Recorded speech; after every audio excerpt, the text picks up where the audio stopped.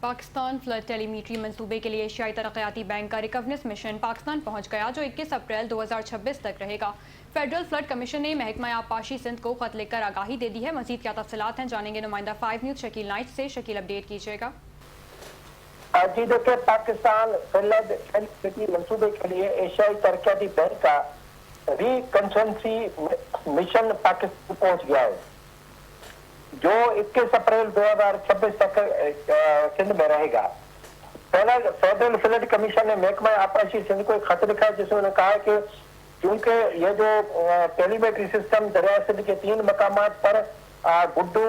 سکھر اور کوٹڑی براجوں پر لگ رہا ہے، جبکہ 2 مقامات جو ہے وہ اس کے جو پٹ فیڈر ہیں اور کھیلکر کے نالے جو بلوچستان کو پانی دیا جاتا ہے ان کو مقامات پر وہ لگے گا ٹیلی میٹری سسٹم۔ ان کی نگرانی کے لیے یہ وفد آ رہا ہے۔ انہوں نے اس سلسلے میں کہا ہے کہ اس کی نگرانی کرے گا اور محکمہ آبپاشی اس جو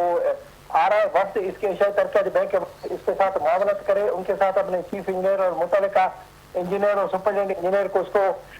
ڈیوٹی لگائے اور وہ ان کی معائنہ کرے، دیکھے کہ ٹیلی میٹری صحیح لگ رہا ہے یا نہیں لگ رہا ہے۔ واضح رہے کہ یہ جو ٹیلی میٹری سسٹم ہے اس کو لگانے کا مطالبہ حکومت سندھ نے کیا تھا، کیونکہ ان کا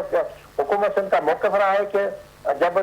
دریا سندھ میں یا جو بھی نہری پانی اس کی جب تقسیم ہوتی ہے تو وہ برابر کی نہیں ہوتی، سندھ کو حصے سے کم پانی ملتا ہے جبکہ پنجاب کو یا خیبر پختونخوا کو ان کے حصے سے زیادہ ملتا ہے، تو اس لیے منصفانہ تقسیم کے لیے ٹیلی میٹری سسٹم لگانے کا مطالبہ کیا